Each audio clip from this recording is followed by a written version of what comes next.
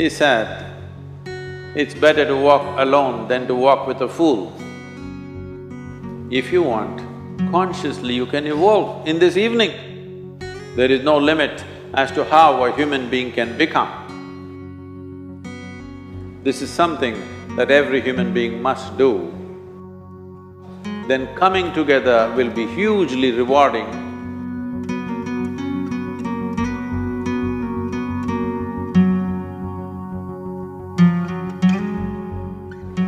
When Gautama, the Buddha, was asked, is it better to walk alone or in company? He said, it's better to walk alone than to walk with a fool. Well, that's him, not me. He was quite sure that only a fool will walk with you. So he said, it's better to walk alone than to walk with a fool. Certain law in this country says, when you want to do a short and quick journey, walk alone. When you want to do a long journey, walk in company. But the important thing is, who is walking with you? Not always being together is a good thing. Many times, being together can be a nuisance. So, first and foremost, unless you are a twin, even then, we come alone and we go alone. If one does not know how to be by himself or herself, then being together can be a lot of nuisance. We are referred to as human beings. Human beings means every other creature is what it is simply because of what it does. But a human being can simply be, which is a unique quality of the human being, that we can simply be, that we are not compulsive action, that's what it means. Our action is conscious and judicious. But generally, when people get together, people are in compulsive action. It can be an association where there could be a purposeful action, or it can be a gang where there can be more purposeful action, or it can be a crowd which can be a compulsive action. So essentially, to be human means we have reached that point of evolution within ourselves that if we wish, we can simply sit here, just be. We can consider as to what action to take and what not to take. This is definitely individual. When individuals come together, we say, it's we in plural, but still it is individuals who have to come together. To be an individual means you are not further divisible. That means you're just one. People find different ways to divide themselves within themselves. In India, with 8,000–10,000 years of cultural history, we have invented various words to divide ourselves. It's very common for people to talk in terms of Atma, Paramatma, Ahankara, this one and that one. But every culture has this in their own way. When things are going right, when good things are being done, if you ask people, they say, yes, I did it.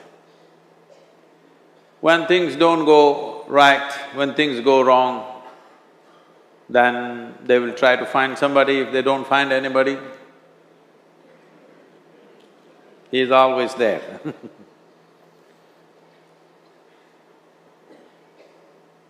When they are very wonderful, of course they take pride in being how wonderful they are. When they turn nasty, they say, "It was my ego." Mr. Ego is always a fall guy. So individual means, but if I'm wonderful, it's me. If I'm nasty, it's me. All of you. Are you 24 hours wonderful? Hello? Are you 24 hours wonderful? No, sometimes wonderful, sometimes nasty, sometimes beautiful, sometimes ugly. It's okay. If we understand it is me who is capable of being absolutely wonderful and it is me who is capable of being absolutely nasty another moment, then gradually the number of moments of nastiness will keep on receding. If I see what is wonderful is me, what is nasty is… In India we have many words, it's my karma, what can I do? Now, you must fix this. Being an individual is very important, that means you're not further divisible. If I'm wonderful, it's me, if I'm nasty, it's me. If I succeed, it's me, if I fail, it's me. You have to fix this. I'm just asking you a simple question. Within this, how many people? Hello? How many people within you? 1, 2, only one. If you're one, you're a normal human being. If you're more than one, you're either schizophrenic or you're possessed. You either need a psychiatrist or an exorcist. But you will see whenever things don't go right, another guy will pop up from somewhere. So, becoming an individual means you killed all those pop-ups and just said, "This is me."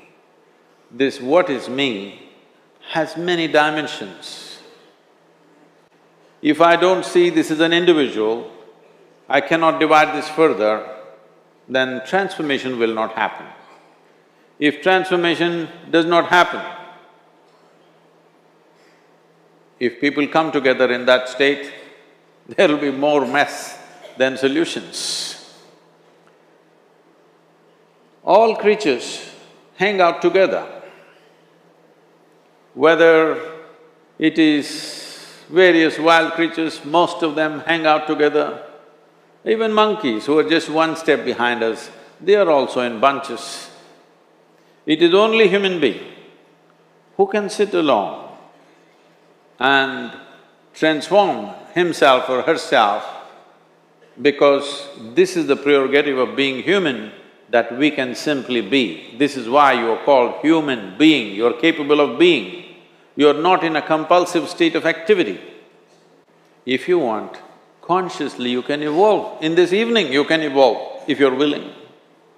It doesn't take 1,000,000 years, because our evolution is not biological anymore, our evolution is conscious. For every other creature, it is fixed. Nature has fixed 2 lines within which every other creature lives and goes.